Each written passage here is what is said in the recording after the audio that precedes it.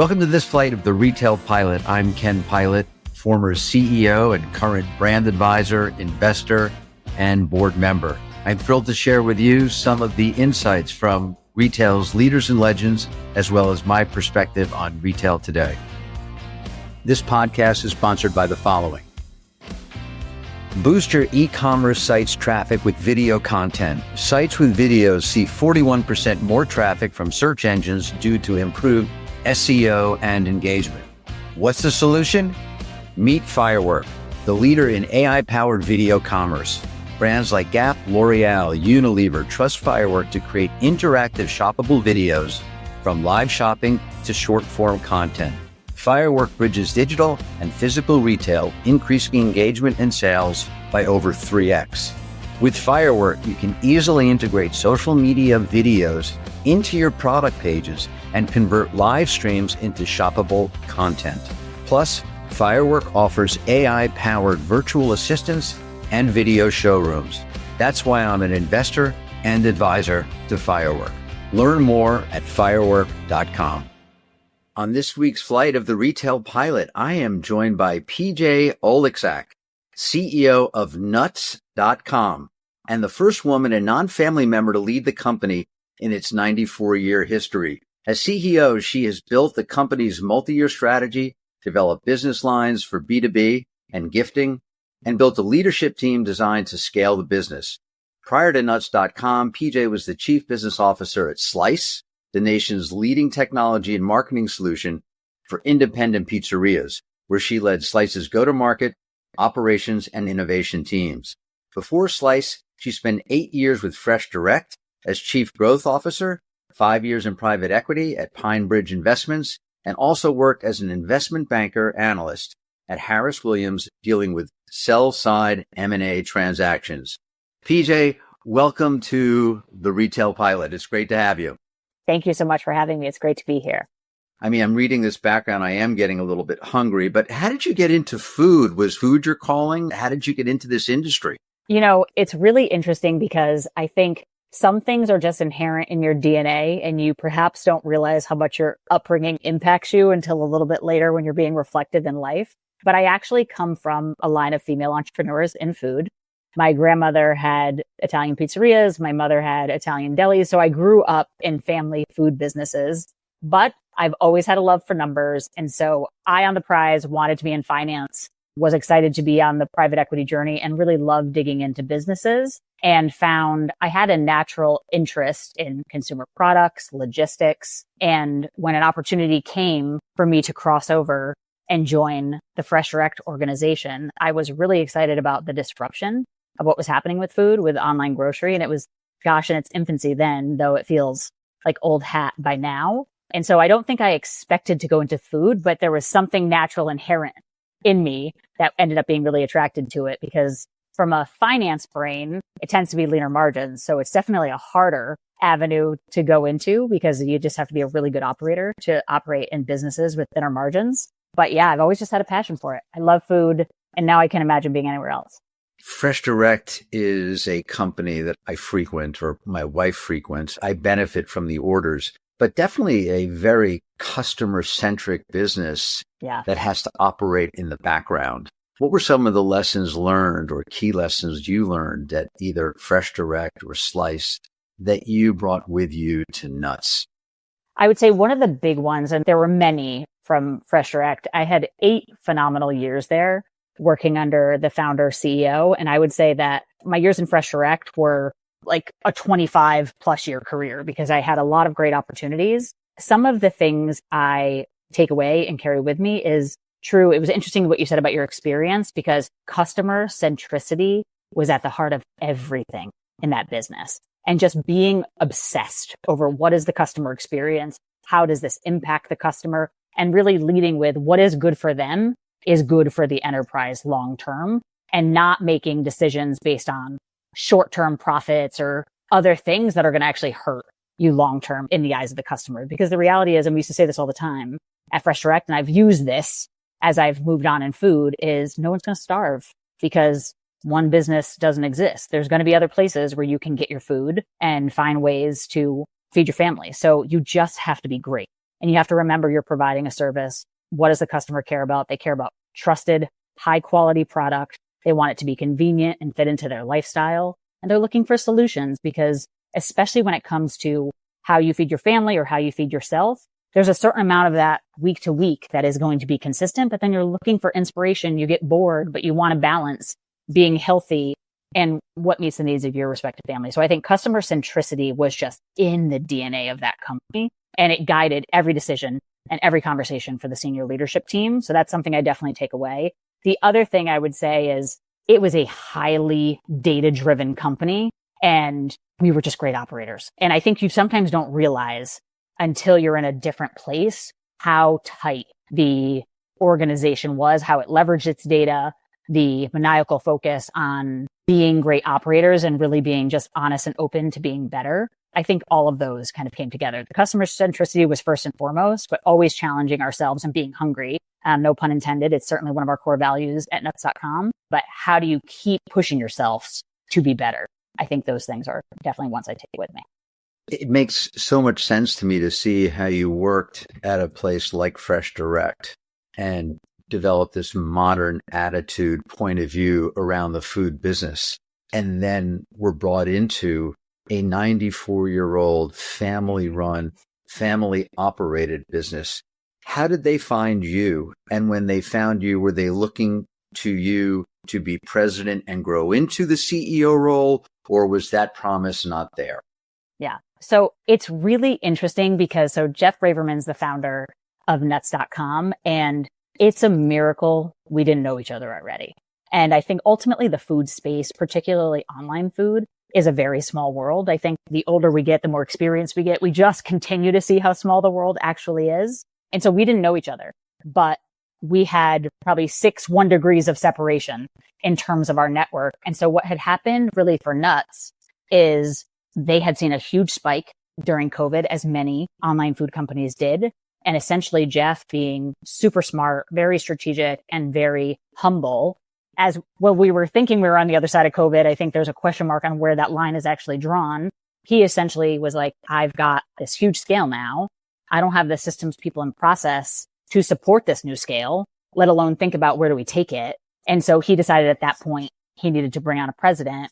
In his network, he was essentially referred to me. They were like, you have to meet PJ. And very humble, and that was very kind. The folks that essentially led to our introduction. And for me, I was happy where I was, and I was just excited to meet another smart founder. I've had the privilege of working alongside a few different founders now, and I have an immense amount of respect and appreciation. At FreshDirect, I had the privilege of actually building a new division from scratch from a data and insight. So I had the experience of being a founder and taking something and building the team, building strategy, and bringing it all to life.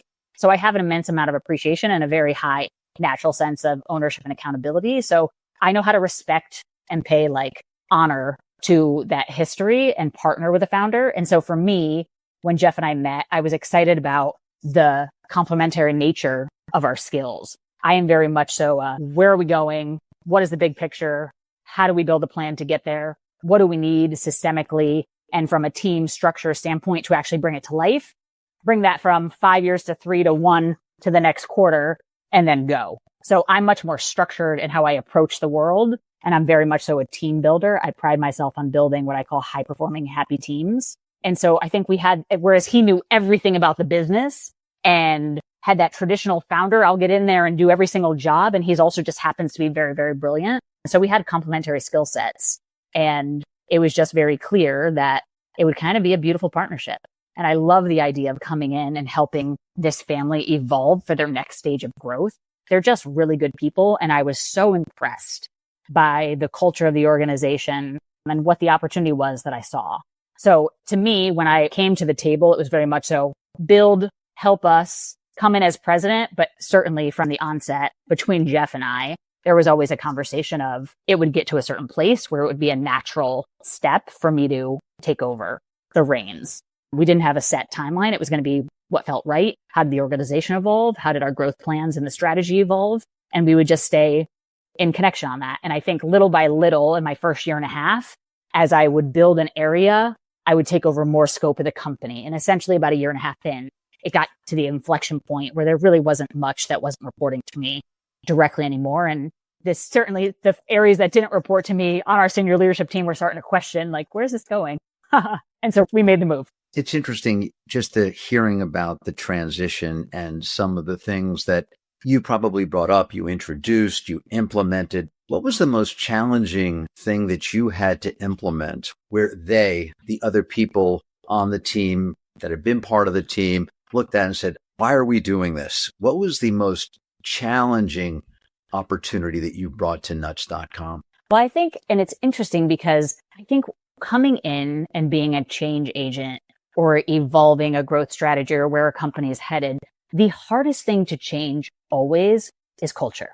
And so one of the things I highlighted was that we had an amazing culture. And what I would say about Nuts when I first got here, family owned, family founded, family was in the center of every part of our conversation. What we don't commonly place in the same sentence as family is accountability. So you may hold a family member accountable, the next person may not. And so this structure of family and we're kind to each other and we're loyal and things like that, there's a lot of greatness to that culturally that I didn't want to lose, but we needed to build the performance rigor. And I'll give kind of microscopic, tangible examples, which is no one had a job description. No one had goals. Like there wasn't this, no one was clear on how a bonus is earned, let alone paid out. So there was just from a performance culture standpoint, there was a lot of basic blocking and tackling to be done. And that can be really scary to people at first because they're like, all right, well, what's going to happen? Am I going to make it? Am I going to be good enough? So really evolving the culture and helping them see the good of feedback is a gift and clarity of expectations is actually going to make you more successful as opposed to, just be about penalizing you and risking losing your job. So really evolving the organization and bringing everyone on the journey on keeping the best aspects of the culture, but building on it so that we could build the performance aspects of the culture was probably the hardest thing I knew I was going to undertake because evolving strategy and priorities, not to say that it's easy, but it's easier. There can be data, there can be market research, there's lots of proof points. People are excited to win, but changing the culture from what you're used to, especially because a lot of people who had been here a long time. That's the hardest stuff. And how did Jeff view this? I mean, his family's business, he'd been running just this way since the beginning of time. And now you're coming in and actually creating structure around what people do, how they're reviewed, and potentially how much they will make. What was his perspective on you making this change? I mean, he was here for it, which is why he ultimately brought me in. But I would say one of the ways I operate as a leader, and I think where I've been successful as a number two, and now in this role, partnering with founders, is that I make sure to stay close and bring them on the journey. I am low ego as a leader, so it doesn't have to be about my way or the highway. I don't need to get credit for it. To me, it's more like, where are we going? Let's get there together. And so really making sure he understood the why and that we were aligned to the pace of change and what we were going to do and that he had a seat at the table. I think that was really, really important to bring him on the journey, not just being like, hey, this is what it looks like. This is what I'm implementing because this is what great is. It's like, no, here's what I think we need to do. Here are the pain points that I see. What are you most comfortable with? And really making him a part of the conversation. And so we did it together. Sounds like you have a very good partnership with him. And, it's so important when anyone goes to work for a company, especially a founder. Yeah. How you balance what you do with the relationship that you build, because you do need the founder's ongoing support. It's not only important for you, but it's also important for everyone around you. People know who the owners are. They're highly aware or who the founder is. So the more aligned you can be with the founder or with an owner, the more important and the more you'll get done and get done successfully. It sounds like you're in a good place. Let's talk a little bit more about the business at Nuts.com. We spoke briefly earlier. You do hundreds of millions of dollars, over 1 million repeat customers. Tell us more about the business for those who aren't familiar with Nuts.com. Yeah. So we are truly a snacking utopia. And I think sometimes our name has limited us in terms of how people think about us. But I always say our loyal customers, and we have many, that we are a if you know brand, and they have figured us out. And so we have a vast catalog, nearly 5,000 SKUs, which is a lot for a snacking company. And we have nuts and dried fruit and sweets and confectionery. We manufacture in our facility headquartered in New Jersey. And so it is like Willy Wonka's chocolate factory. In one room, you're going to smell roasted nuts like you're at the ball game, or you're walking on the corner of New York City where you have those Nuts for Nuts kiosks where they're kind of roasting right there on the street. And then in the next room, you're going to smell just chocolate and mint and deliciousness. So it really is like walking through Willy Wonka's chocolate factory. We have one of the biggest assets. There are many, but one of the biggest assets of our long history is our direct sourcing relationships. We have access. There's a lot of family businesses in particularly the nut space, a lot of long history of farms, things like that. Even some of the big brands, like they're all family owned. So there's a lot of history of family owned businesses in the space. And we have those relationships, and we've had for many, many, many decades. So we get access to really the biggest cashews and things like that. So from a quality of sourcing standpoint, we have a lot of access. So we have 5,000 SKUs. We are predominantly e-commerce. Like the vast majority of the business is online, with that kind of evolution coming as we look to expand more omnichannel to meet the customers where they are. And what else can I tell you? Do you do wholesale? I mean, would I find you at like a Thrive Market or at Whole Foods or FreshDirect? Yeah. So it's interesting historically, and this is where there's some evolution happening with our strategy longer term. We have about 25% of our business is in some way, shape, or form being sold to a business. But some of those businesses are, I don't want to use all of our customers' names, but it'll be like a gourmet meal delivery business that will use one of our high quality components in their meals, in their salads, things like that. So there's a lot of businesses that buy from us. Juiceries, breweries, like the amount of craft breweries that use our toasted coconut would probably blow the audience's minds. Like we have massive penetration in that submarket. So there's a lot of businesses that use us as an ingredient because of our high quality and low minimum order quantities and just easy parcel shipping for these products that they need that maybe they can't get somewhere else. And then there's the path of really getting into kind of retail distribution. And so we acquired a business called Coppers, which is a confectionery, back in 2016. So it was a chocolate hand panning. They were probably the first original, again, a long-standing family-owned business that did chocolate-covered espresso beans. I don't think they branded it and got the right credit for the fact that they were probably the founding family behind chocolate-covered espresso beans. But we acquired that business back in 2016, and that business is predominantly private label and selling into other, like, we do private label for Target, and we do Fresh Market and all the big brands that you would imagine. So we have a portion of our business that is private label or bulk. If you think about the Gravity bins in some of your grocery stores and some of those other specialty stores, as well as mom and pop. So there's a whole portion of our business that is private label and bulk going into other retailers. We are looking to expand more of the actual branded portion of our B2B and ultimately retail. When you say branded, just so we're clear, more in the way of nuts.com branded product on the shelf than doing private label for others? Yeah. So we will be going to market with a sub brand that we are really excited to reveal in the next quarter. That will be a sister brand, nuts.com, but connected back to the mothership. So that we will be entering in market with some of the big players in the next quarter. We're very, very excited about that. At the end of the day, when you think about the categories of the products we sell, 90% of the purchasing is still happening in a store. And so for us to be a pure play e-commerce business largely today, there's a massive part of the market where we're not tapping into. So we know we have to be a secondary shop because those customers are still going to the grocery store. They have to, right? We're never going to be somebody's full shop. So meeting a good chunk of the market where they are and offering our high quality differentiated snacks with ease is going to be just another avenue of growth for us. Where does nuts.com go? We talked earlier about more direct to consumer. Today, stores are really not a part of your world. As you said, it's mostly an online business. Talk to us a little bit more about the next 36 months and the growth strategy that you see for nuts.com. Yeah. So I'm really excited we've done a lot of building foundationally. We have a phenomenal team we've built here. So I'm really proud with how we're positioned to really capitalize on the long-term opportunity. When I think about historically where we've been, the future looks different.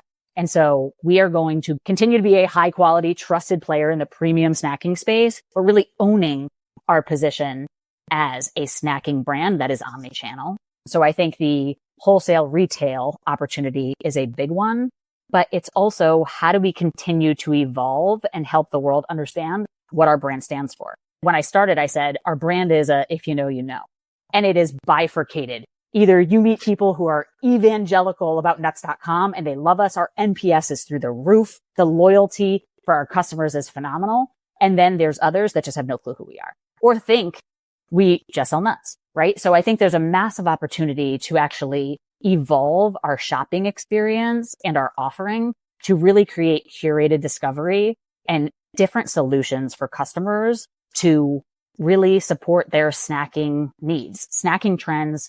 People snack more than it's just been proven to be meal replacement. And there's just an evolution of on-the-go lifestyle and the importance of snacks in your health. So there's a real role for the snack space, but how we serve that up to promote curated discovery and ease, given we know we're a secondary shop online, is really important. So our team has some very smart evolution for how we're going to evolve the shopping experience, leveraging our many, many years of data to really curate solutions that help solve that need, which is keep me interested, keep me getting fresh, new snacks that inspire me, but then also meet the different needs of my household. I may like salty, you may like sweet, my kids may want something totally different. So how do we understand who you are, what the needs are for your family and your household, and then curate solutions for you at a cadence that works? We have the data, we have the capability. So how we evolve that online experience is going to look meaningfully different than just the e-commerce store you see today. Well, to that end, are you going to open up stores to let us experience the product versus having to do it online or through a wholesale partner? You know, it's not in our near-term plans. And it's funny because there are some stores in New York City that people think are us. I often get asked this, especially with the Dubai chocolate and everything else. I think there's opportunity for pop-up experiences as we really push to brand and make it more of a household name. So I think there's a place for physical real estate to play. I don't know if it's permanent opening of stores. We have a lot of low-hanging fruit in our current plan before we get to that place. But I like it as a part of the launch activation of some of the rebranding work we're doing. I mean, I'd like to think that opening up stores is not nuts. I mean, a nutty idea, right? I mean, although if you do have an idea that's nuts, is that a good thing when you're working at nuts.com? I mean, you get promoted for that? Well, we always want to be challenging the status quo. I mean, our core values are being hungry, being determined, so we love it. I always say I want high passion ideation, even if it's not where you land. That's how greatness comes to the table. It's not from just something I thought of. It's everybody bringing it forward. So I love putting anything on the table. We do a fair bit of brainstorming, structured sessions, things like that to get the best ideas out of the organization. But yeah, nutty ideas are welcome. Nutty personalities are welcome too. Any challenges that nuts.com is facing right now based on the products that you need to produce your product that are part of the current administration and the tariffs that we're seeing? Is there any near-term impact that you're concerned about? I mean, so I think every business is paying attention to what's happening with tariffs. Certainly, our organic dried mango is one of our best-selling SKUs, and we source from Mexico. So we were certainly paying attention to what was happening there and will continue to. I think one of the biggest challenges of the last year that's really been something many of similar kind of brands in our space have had to absorb is really the rise in cocoa pricing. That has been just unbelievable over the last year. You're talking 3xing from highs of many, many, many years. So it's been a lot for businesses to absorb and respond to, especially when you think about there's only so much that the consumer can take on.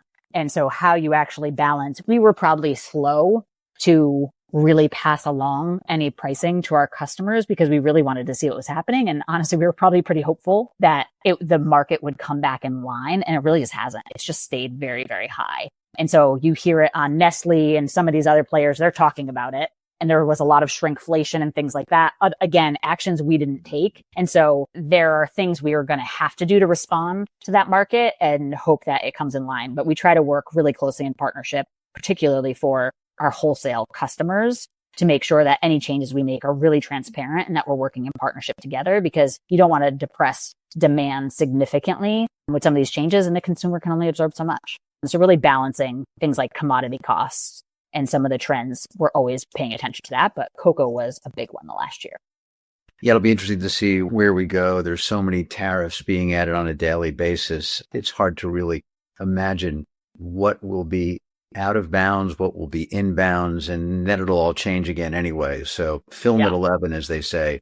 With your view of where the company needs to go and bringing in the ideas that you did, talk to us a little bit about technology and the importance of technology on, again, a company that's probably a legacy brand, and maybe there wasn't a lot of technology or newer technology employed when you got there. Yeah, so a lot of our tech is homegrown, and that can be scary in like a 4-letter word to a lot of CEOs, particularly when you're looking to scale. What is interesting, so some of our tech leaders are essentially founders. We had 2 people that had been with Jeff since really the beginning. One who was responsible for building all of our warehouse management inventory systems on the operation side, and one that was really more on the web store and the customer facing technology side, as well as the data infrastructure. And so our warehouse management and our operational technology is incredibly good, actually.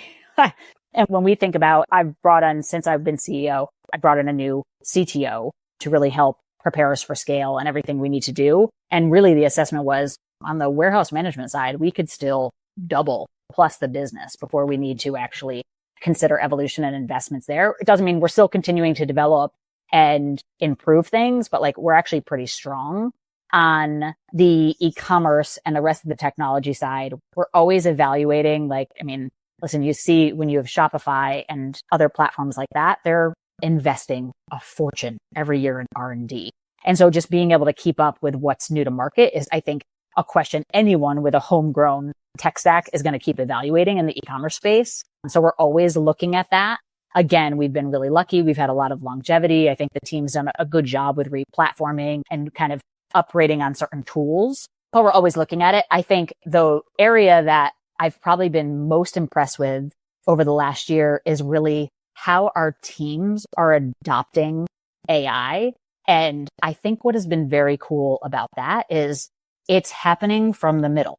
And I would be curious, I would bet many leaders have probably seen something similar, but it's like adoption of ChatGPT or tools that can make their life easier. It's kind of being introduced by the middle of the organization as opposed to the top, which is so cool and amazing. And I think some of it has just increased efficiency. And I even think about my own day-to-day of some of the things I used to do and how I leverage ChatGPT or other things. It's been incredible to watch that change happen because you're getting rid of a lot of the work that people don't enjoy. So you're making their lives easier and more meaningful and fulfilling because they can focus on more strategic, more complex problems and get rid of some of maybe the grunt work. So that's been very cool. And I think what I love about that most with the AI adoption is the how it's happening, where it's not, senior leaders at conferences bringing it in. It is the middle layers talking to their friends and figuring it out and bringing it to the organization because it just makes their work life better. And that's very cool. Is there an example of how AI was brought into the company by a member of your team, how it's being used and adopted to improve the way you operate? Yeah, I think there's a few. I would say first is just the simple, obvious leveraging of ChatGPT and how people are utilizing it. I would say I'll use our director of sales. We were evolving because we've been investing in our B2B team and really building that out over the last couple of years and have the right commission structures and think about all these different things. She brought forward a proposal to really change some of the stuff we were doing. And it was amazing. And it was very, very thoughtful. I'm like, where did this come from? And this is something that you would have years ago had to get a comp consultant to do all this different work. And she was like, I leverage ChatGPT and some other things. And here's what I came up with. So when you see how it impacts the go forward strategy and how you think of some of these things, similarly on the creative side, how AI is leveraged and how fast you can iterate creative, which is so critical with the evolving attention spans and these different formats. I think that's really amazing too. Like things that used to be hundreds and hundreds of thousands of dollars of brand investment can now just iterate and change so fast. It's incredible. The pace at which you can do things and the ease. You can really see more junior people with these ideas that are able to put stuff out and really test it much faster. You mentioned Shopify. Did you replatform nuts.com onto Shopify, or were they already there, or you're not using it? No, we do not use Shopify. We have Shop Pay, but we do not have Shopify as our platform. I think we look at it and we evaluate it. Our tech leadership is always saying, would it make sense? But we're not there yet. We haven't made that cutover decision yet, but it's something that's on our radar that as they keep enhancing their platform, it may make sense someday.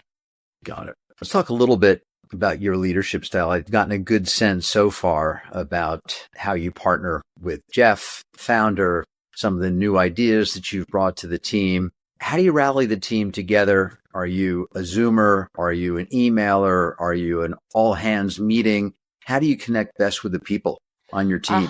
I am an all handser. I love to be with the people. I think what's interesting about that is we're a hybrid organization. So we are 2 days a week in office with the exception of our operations, but the corporate team is 2 days a week in office. And it fills my bucket to be with the people. I love to be with them. So we have a structure. I also believe as a leader, it is my job to make sure there is just a very high degree of transparency and communication for where are we going, especially when you've been on such a journey of change. There's been so much change in this organization that it's really important that I stay close. I'm available. I'm there. Things are transparent and very clear. And to do that, you have to repeat. So I believe in a pretty rigorous structure. We have our monthly all hands where we talk about what's going on in the business, where are we on our goals, like our financial performance. Also, we do a meet the customer, a meet the employee. Like there's certain cultural elements that are just core to who we are. And we always do that on a monthly basis. We have open Q&A. And then I believe in doing kind of both fireside chats on a more intimate setting. I do those once a quarter with all of the different teams by structure. We'll always bring a different idea or a piece of information we want to share out or a question or a prompt just to get ideation to your point of, I want to get all the great ideas in the organization. Sometimes I'll just put a prompt out there that we want to talk about. You can end up having an impromptu focus group over the course of the week for fireside chats. So I believe in those. And then I always keep office hours where anyone can just get on my calendar to stay close. And again, a place where I learned so much. So I aspire to be a transformational leader, but I very much so believe in it's about the people. And so you have to have the right strategy. You have to have a market opportunity that you believe you can actually win. But then it's about the players on the field because you can have the best playbook. If you don't have the right players on the field, you're not going to achieve it. So to me, I'm very much so a people first leader. So I spend a lot of time being focused on where are we going? Is that clear? How do we get there? What is the structure of the team that I need? And making sure I've got the best people in that organization and that they're growing, they're happy, I'm listening to them, and that it's really clear for them. Because especially, I would say that is the hardest part about being hybrid, because I would love to all just be together every single day. I know there are people who want to be in office 5 days a week. Lots of companies have gone back. But so that is a little bit of how I do it for the time that we are together. I sense your passion and your energy and your ability to communicate where the company is going and what's important. Talk to us maybe about a place, not necessarily at nuts.com, but over your career where you've struggled, where you had to overcome something that looked like might be insurmountable. You know, I think one of the challenges I've faced in the past was having clarity of where we needed to go and what it took to win and not being capitalized appropriately and maybe not having ownership have the right incentives to capitalize the business in order to do that. So that misalignment of capitalization and ownership with the vision for the long term, that can be really, really difficult.